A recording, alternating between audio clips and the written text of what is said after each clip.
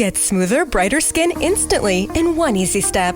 Dermalogica's daily microfoliant gives you the smooth, glowy skin you want without damaging your skin barrier. This gentle exfoliating powder activates with water to smooth out rough texture and brighten skin. It's powerful enough to deliver results, yet gentle enough to use every single day, even on sensitive skin.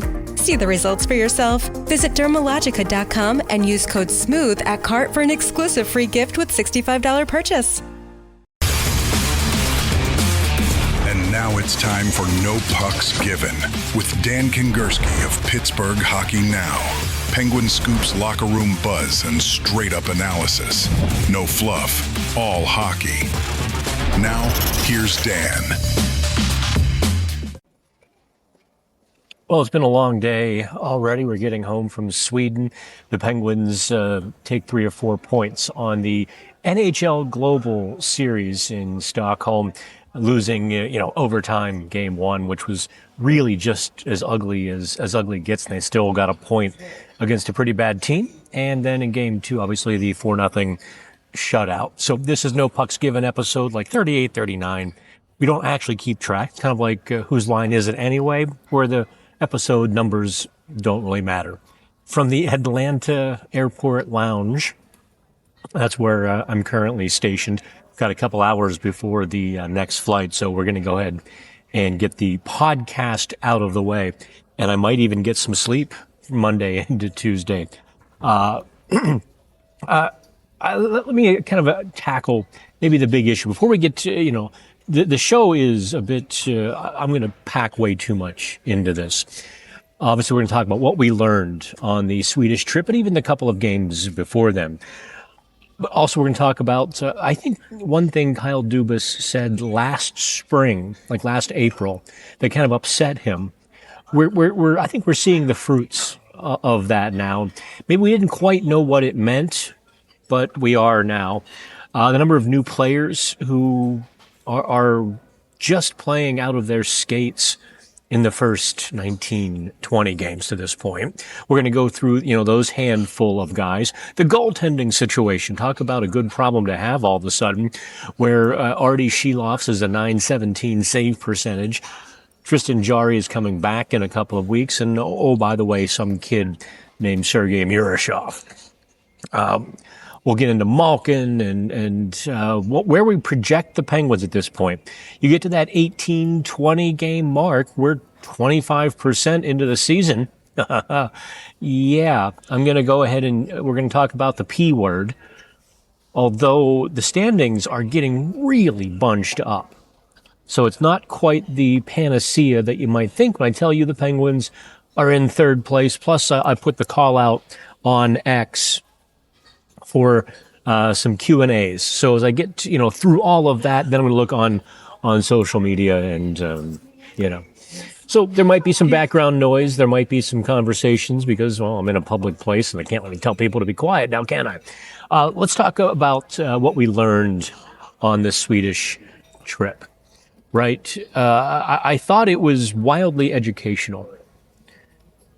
The previous couple of games, the Penguins dominated, let's call it 4.5 of the 6 periods against New Jersey, LA. And they lost. They got 1 point out of those 2 games. So what do? They go to Sweden. Everybody's amped up. The crowd is going crazy. Every time Erik Karlsson stick handles, the place sort of, bestows favored son status upon him. And the Penguins are absolutely terrible. They weren't flat. They were just tossing hand grenades around the ice. I mean, it was brutal. The passes were just bricking behind guys in the skates off the wall. At no point were they in any way connected. So you think, okay, they're going to get blown out.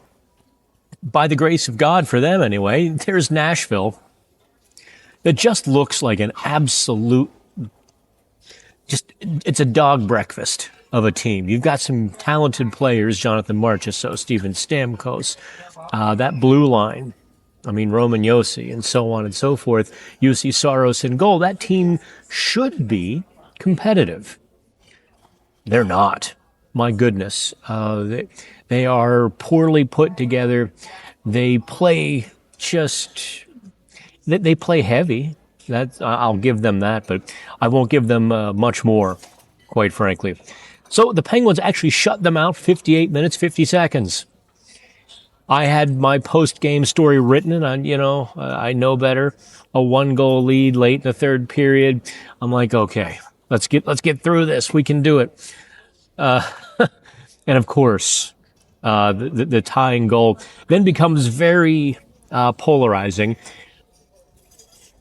I hope that you all read my stuff on Saturday, Friday night, Saturday, whenever you got to it because of the time difference.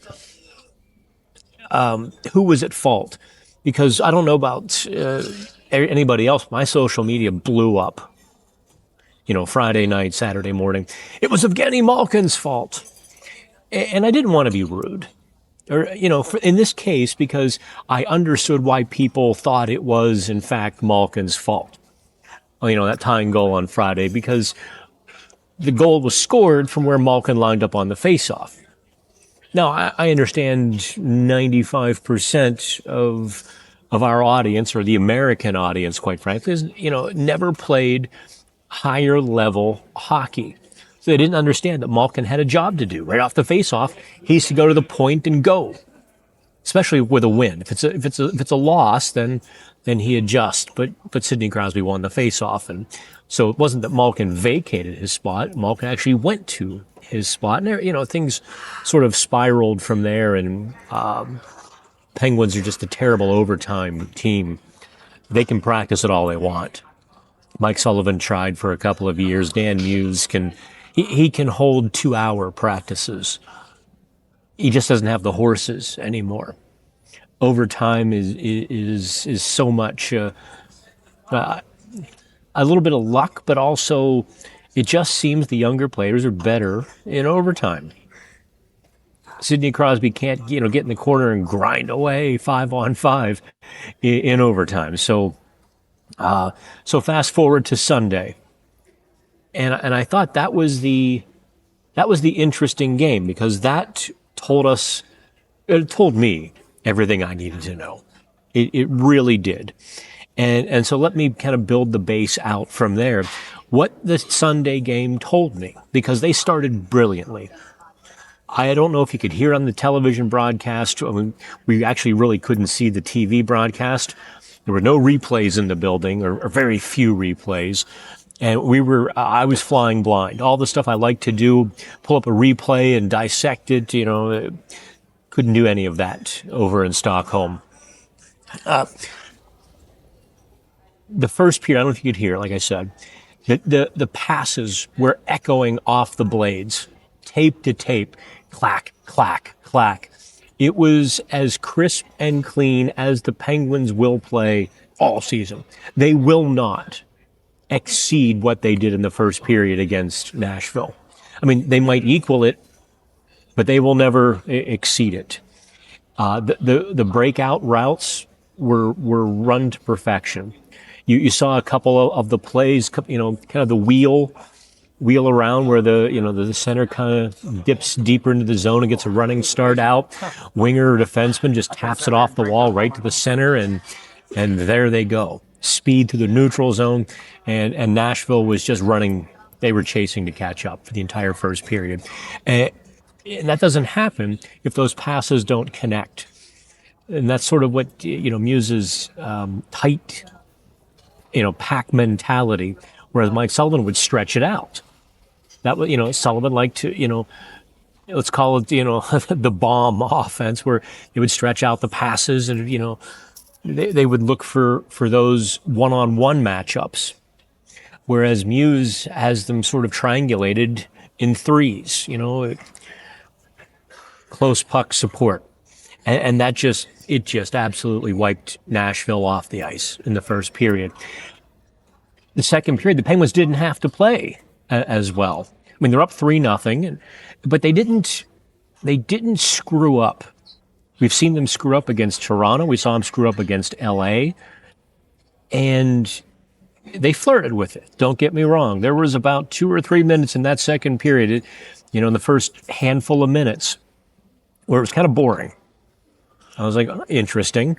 But then it opened up. They started trading chances. I expected Nashville to score a couple of goals. Full disclosure there.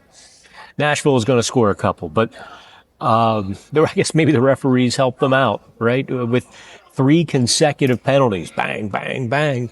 And the Penguins had to buckle down. They couldn't play the globetrotter hockey that they so often revert to when they have a cushion. I don't know what it is. There's just something in the DNA of the team. When they have a multi-goal cushion, they like to spend it. Playing, some high risk or high reward hockey, thinking they're going to pad their stats or, win 7-0. In the reality, it just, I'm trying to get the people out of the background. I don't know why that's been that case for years. They kill off those 3 penalties and then strangled the life out of the game and Nashville.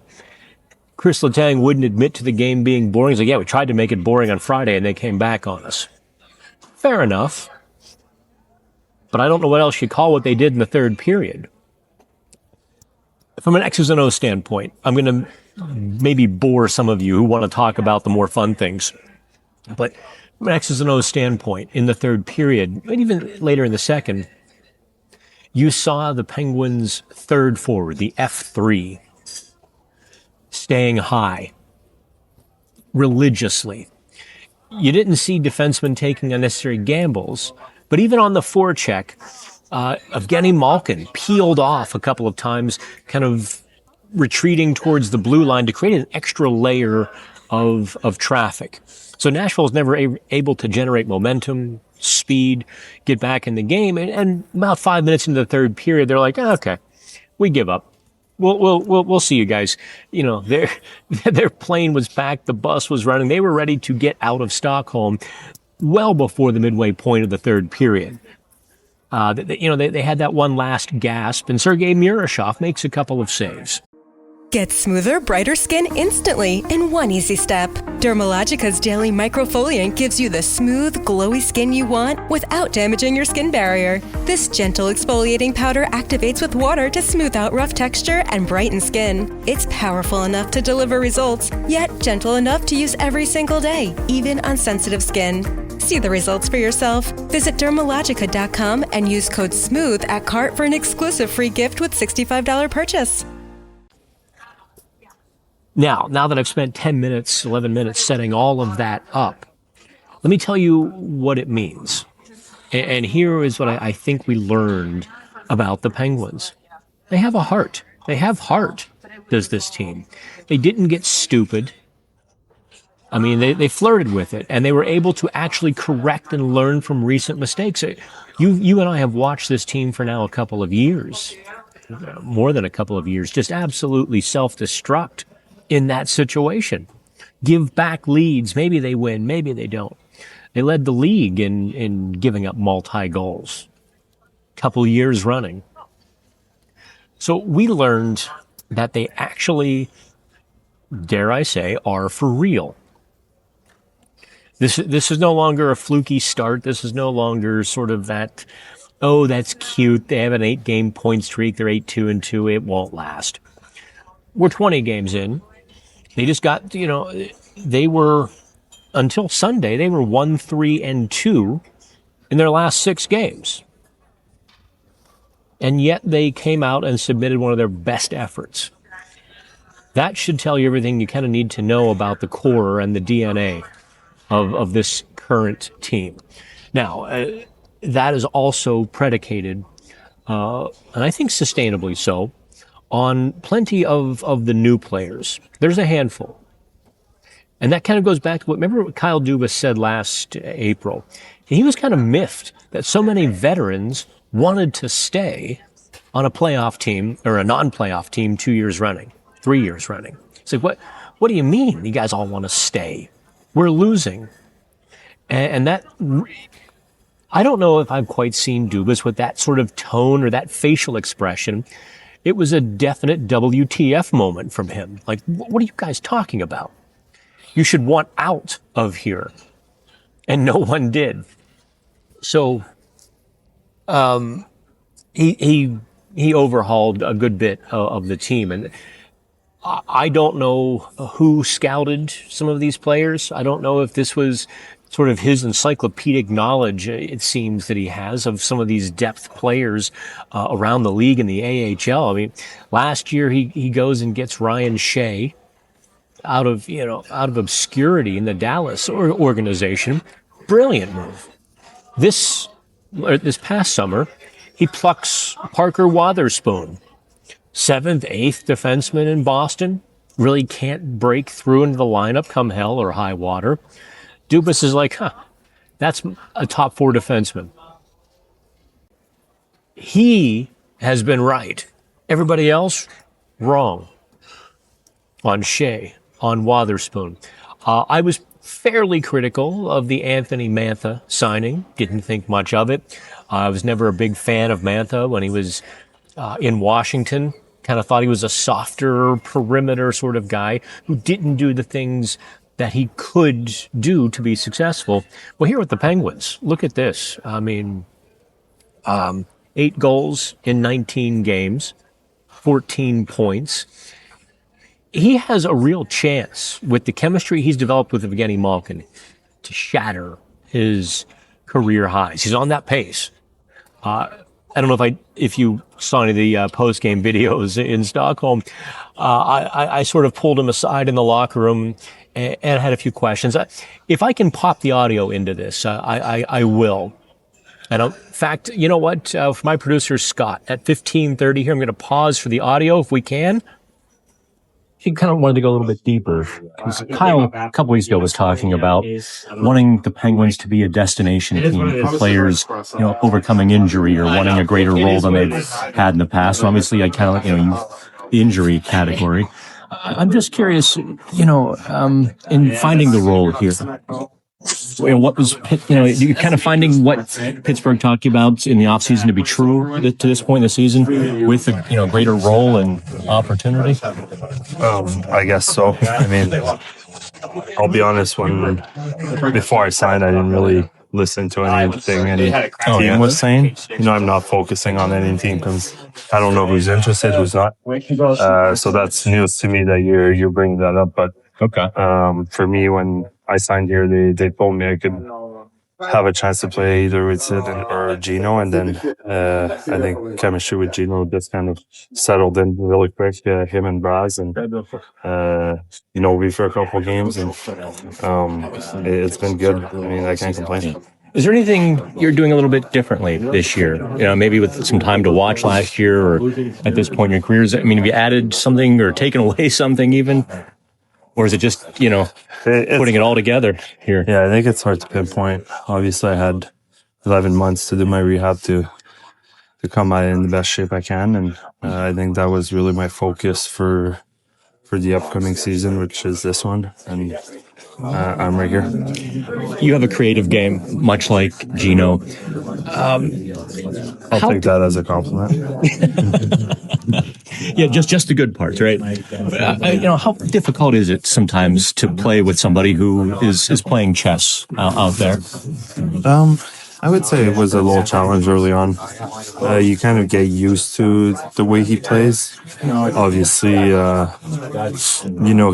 he's going to try different things on the ice, and either offensively or defensively, and you can kind of need to adjust, and you kind of see it coming sometimes. Sometimes? Sometimes you do. And then you just need to adjust quick and be there for him, and that pass and go, he's going to be willing to give it back. Thank you very much. Okay, it continues on the video side, or you heard commercials. In fact, just in case Scott's little, because Scott edits these very early in the morning, so if you heard the audio, great. If not, it was kind of loud and convoluted. Otherwise, we're going to take a break right here. Get smoother, brighter skin instantly in one easy step. Dermalogica's daily microfoliant gives you the smooth, glowy skin you want without damaging your skin barrier. This gentle exfoliating powder activates with water to smooth out rough texture and brighten skin. It's powerful enough to deliver results, yet gentle enough to use every single day, even on sensitive skin. See the results for yourself. Visit Dermalogica.com and use code SMOOTH at cart for an exclusive free gift with $65 purchase.